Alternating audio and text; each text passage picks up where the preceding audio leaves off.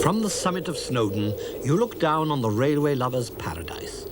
The highest station in Britain, the terminus of the only mountain rack railway in the country, and 3,000 feet below, one of the most delightful of the great little lines of Wales, the Llanberis Lake.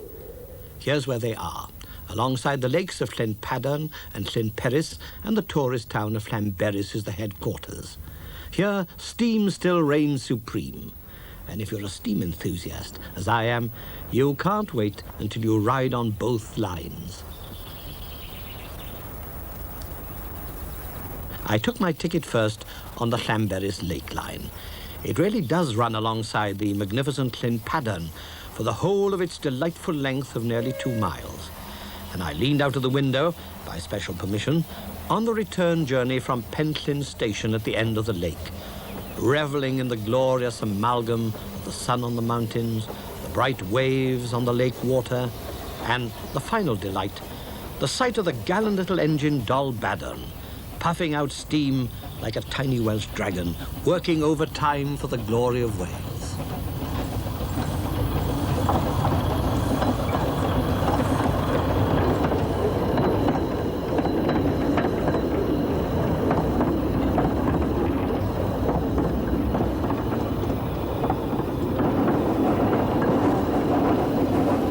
Thomas, the driver, who's been linked with the quarry and its brave little engine for 42 years, brings Dol Badon round the bend into her maximum speed, 15 miles per hour.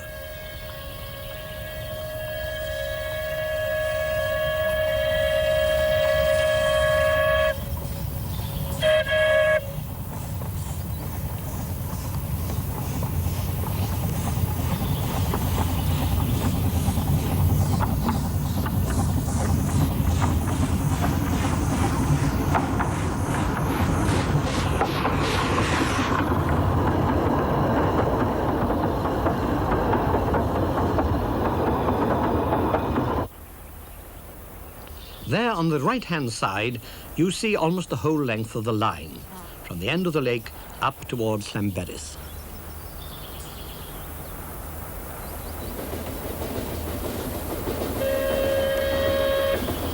There's been a railway line of some shape or other along these lakes for nearly 180 years. It was in its heyday in the 1890s, bringing down the slates from the huge Dinorwig quarry behind the upper lake at the mouth of the wild Llanberis Pass. The quarry closed in 1969, and then, using the little engines from the quarry workings, the new narrow gauge line brought the joys of steam back to the lakeside in 1972.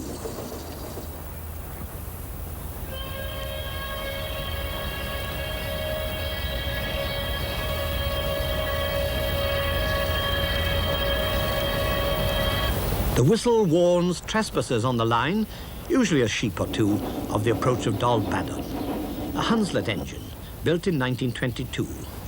Enthusiasts will note the deep buffer beams at both ends and the dome in the centre of the boiler. Dol Badon was one of the last steam engines to work in a quarry in Britain, still at it up to 1967. We stop at Snowdon. Now it's the picnic spot.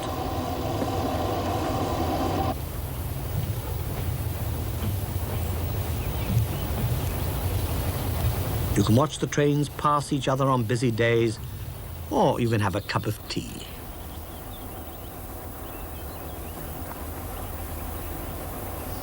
Well, I've taken the chance while my fellow passengers are looking around the picnic spot just to slip away and wander onto this rather secret little wooded peninsula that juts out into the lake.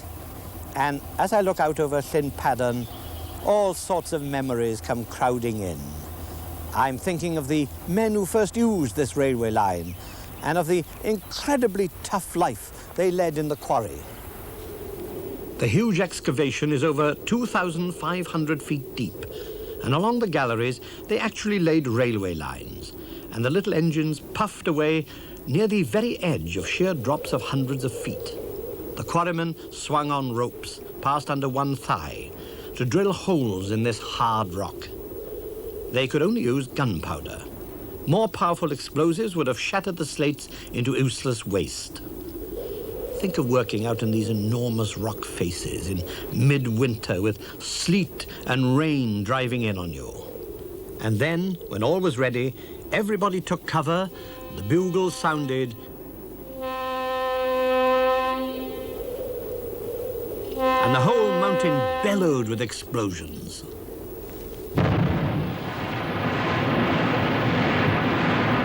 The slates were eventually lowered down, and then came the elaborate process of cutting and shaping, and then the slates were loaded onto the trains, which chugged away towards the series of little ports strung along the Menai Straits, where the schooners sailed with the slates to the huge growing towns of the north of England.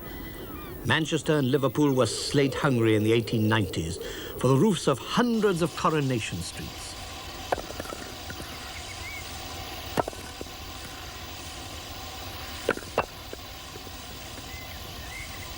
And while I meditated and remembered, I missed my driver, Mr. Thomas. Where was he? He just hopped over the wall into the woods, and he was busy collecting the dead branches. This firewood was going to come in handy next morning when Doll Baden needed the fire to be lit under her boiler. I wonder if there's any other engine driver in Britain who slips off to collect free fuel while he waits for the next train to come down the track.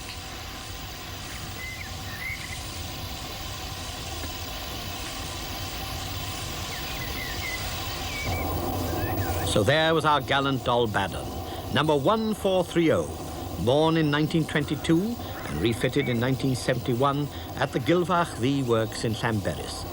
These engines are so precious that every visit to the doctors, as it were, is faithfully recorded. On the down track comes Helen Catherine, a German Arn Jung engine, built in 1948 and owned by a group of enthusiasts. She's beginning a promising new career here at Llanberis.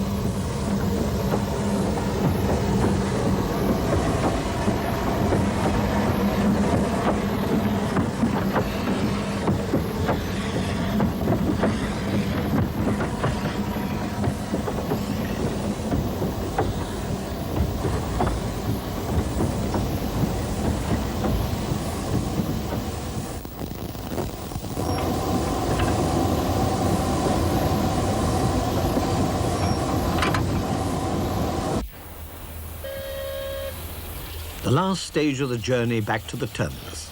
Again along the lakeside, with the mountains thickly clothed with the deciduous woodlands that once covered all the lower slopes of Snowdonia, and where the squirrels sit up to see the train pass.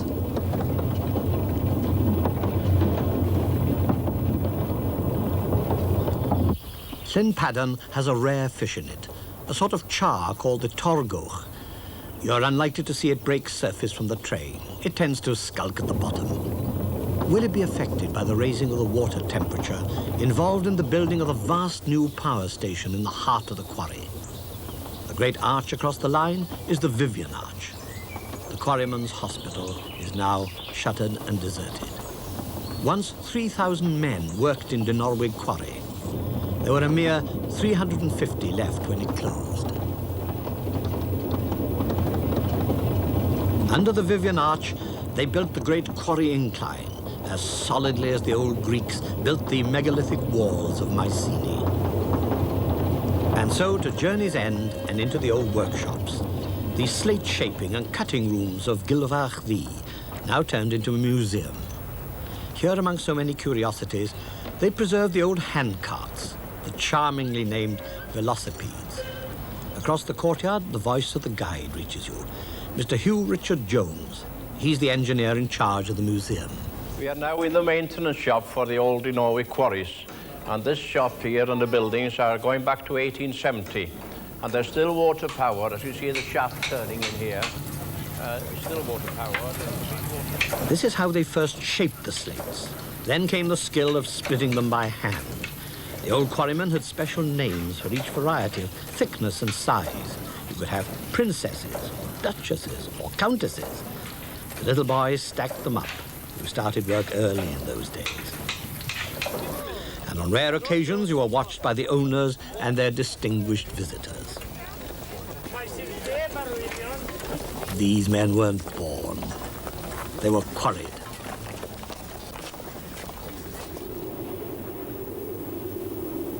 And today, this huge Dinorwig quarry, shaped by the hard work of the old quarrymen into the biggest man-made excavation in Europe, is the site of Britain's biggest hydroelectricity scheme.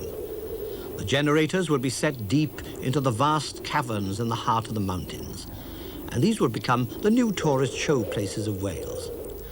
Beyond, the ancient Dolbadan Castle awaits you, and the old railway line that ran into Llanberis, and then this splendid symphony of steam.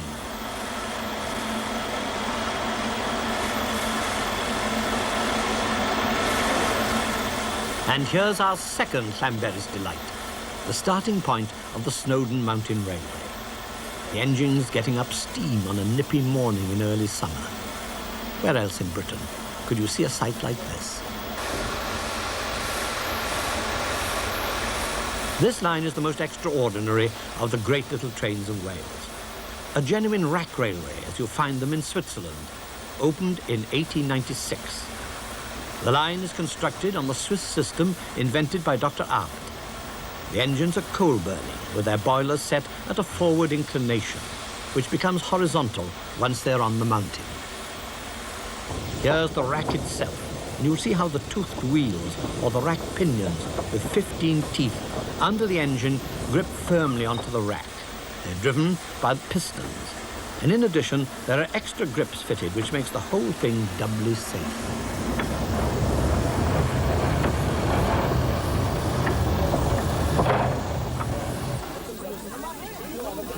This must be the most patronized line in Britain.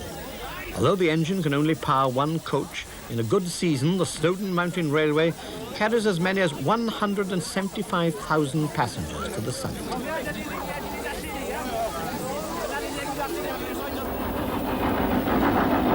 The first stage, up over the Avon Hwch viaduct at a gradient of 1 in 8. There's not a single level section, except for a few yards at the start, and the railway comes to grips with the mountain as soon as it passes the end of the terminus platform.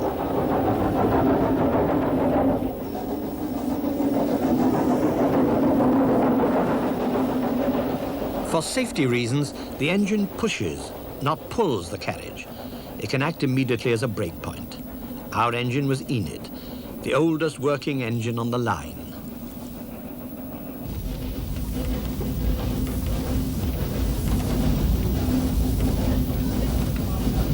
The passenger coach is not coupled to the engine and has its own separate braking system in case of need. For the passengers who come from all over the world, the first scenic thrill comes as the train puffs up towards the second viaduct with its 4 high arches.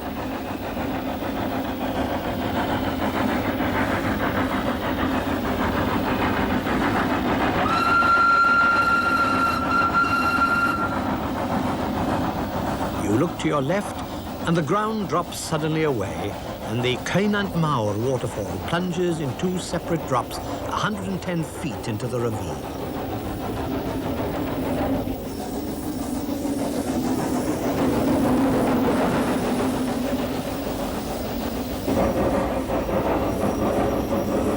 The railway makes its first crossing of the Llanberis path up the mountain. It'll cross it several times on the way up. This is the easiest and therefore the most crowded path in the summer. You note the trees are starting to give up the struggle. We're now already reaching the 1,000-foot mark.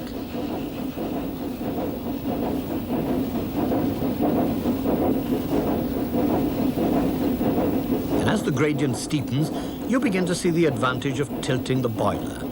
It's now on the level, as the engine gallantly puffs and pants its way into the rock wilderness ahead.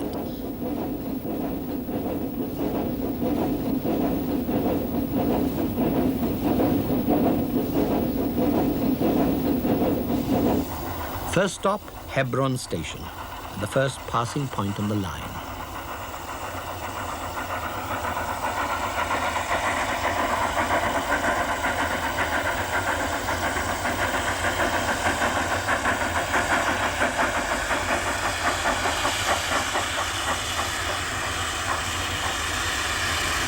Hebron, of course, takes its name from a nearby chapel, like so many romantic little corners in Wales.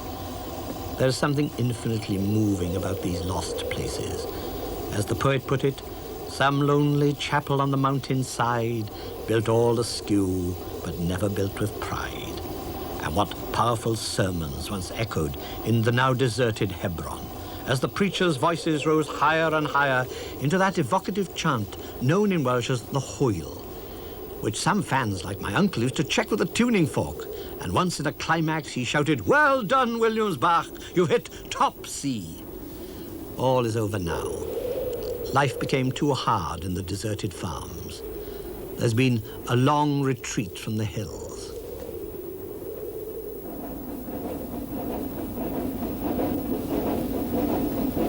Once you pass Hebron, you're left in no doubt that you really are out on the bare mountain. You look across the great hollow of Cwmbrynog, the Valley of the Rushes. Oh, it's marshy, all right. I once had to come down it on a really damp day. The hill beyond is well over the 2,000-foot mark. It's got the musical name of Moel y Cynghorion.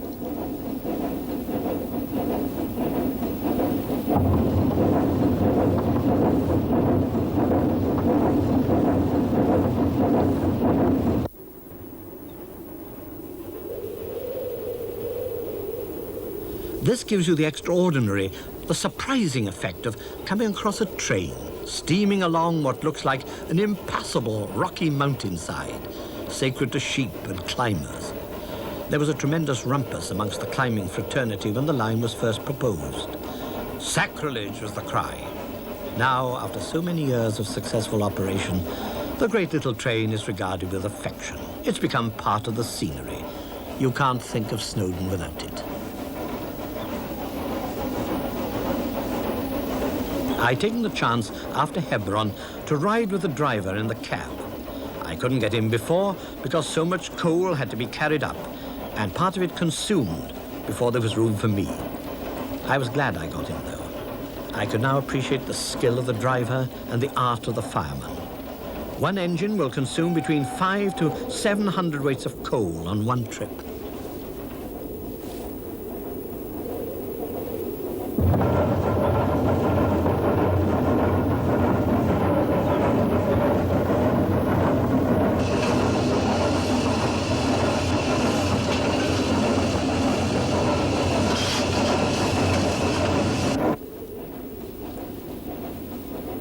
Now you can see how steep the gradient can get. A rack railway can tackle slopes that would be inconceivable on an ordinary line. On this higher section of the mountain, there are stretches that reach 1 in 6 or 1 in 6.5.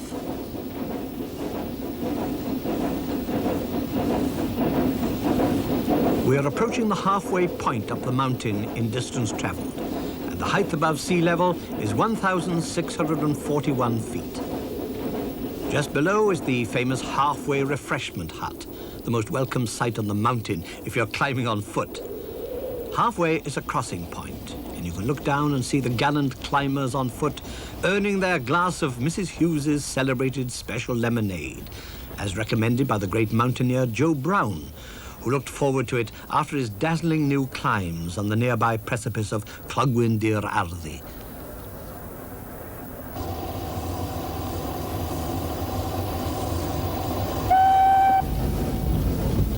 Here we take a quick look back at one of the most spectacular bits of the line, Clogwyn Station. A busy day with 3 trains on this one sector alone. And this is the point where all the passengers gasp. Just before Clogwyn, the line approaches the very edge of the great precipices that now plunge into the pass of Llanberis over 2,000 feet below. You look down into the depths of Cwmglas Bach. Cwm means not only a valley in Welsh, but also a vast rocky hollow, carved out by the glaciers in the remote ice ages. You begin to feel that you're now on the final section, up towards the summit. It'll be the roughest section of all, this spectacular upper world of Wynford, as we call Snowdon in Welsh. And here's the point where you are particularly thankful for the solid construction of the track. The sleepers are hollow, and under them the ballast is tightly packed. So the track cannot creep down, because at 50-foot intervals, the sleepers bear against lengths of rolled steel joists, vertically embedded in concrete blocks set into the very bedrock.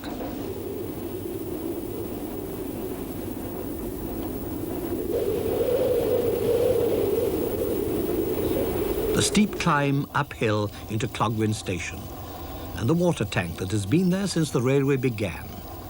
But here's a group of Snowdon climbers who are only too glad to be going downhill. The tough men of the Royal Air Force Regiment, who have already spent 3 days on the mountain and are running down carrying full kit. You see their destination of Llanberis and our starting point away below in the far distance. These more leisurely walkers are at a memorable few yards of the line from the point of view of railway history, the site of the only accident which occurred when the line was being tested and which can never occur again. Look carefully at the track. You see the sturdy guardrails that now line the rack and which can be firmly gripped by special brakes. Well, they were not there on Easter Monday, 1896.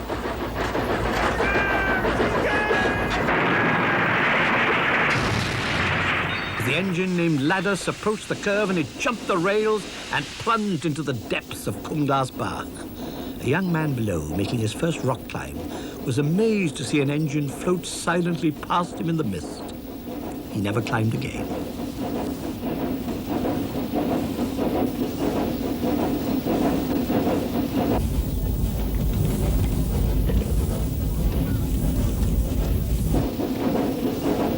With the precipices of Cwmglas on one hand, the line now pushes bravely up over the sloping roof of rock that falls away into the deep hollow of Cwm Clogwyn. A 2,000-foot drop just over the edge on one side, a 1,000-foot slide down into Cwm Clogwyn on the other. This is a very exposed part of the climb. You get the full force of the wind here, and when the wind blows on Snowdon, even in summer, it can be very strong indeed. So the line has wisely decided from the very opening day that trains will not run beyond Clogwyn Station if the winds reach a certain force. And no train ever runs at night or in winter. In fact, this would be impossible, for we are now on the vital last 1,000 feet. Clogwyn Station, which we've left behind, was itself at 2,556 feet. And in winter, this last 1,000 feet of Snowdon is usually snowbound, iced up very thoroughly. So it's forbidden ground to steam engines, and for mountaineers only. After all, they tested the equipment for the first successful Everest expedition on this wild mountainside of Snowdonia.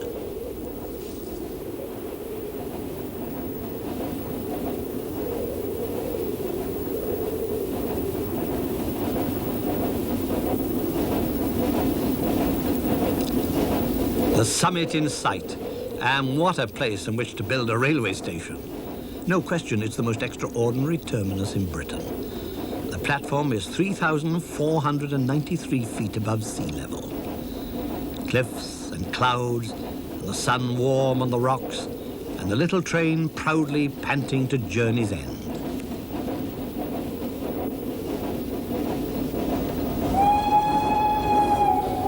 But sometimes the summit shows its teeth. I went up on the last train of the season. The tourists had gone, the Snowdon Mountain Railway was closing for the winter. I took my courage in both hands and got blown and soaked up to the actual summit 60 feet above the station. And I shouted against the wind and rain my final tribute to the delights of the Snowdon Mountain Railway.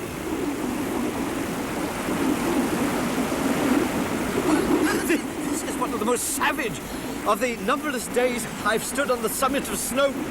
But it does make you aware of the effort put in by the men who built the line and the men who run it today. Yet I can assure you that Snowdon isn't always like this. The train can bring you up in warm summer sunshine, and then the view is glorious. North Wales and all its beauty lies at your feet, placed there by courtesy of one of the greatest of the grand little trains of Wales.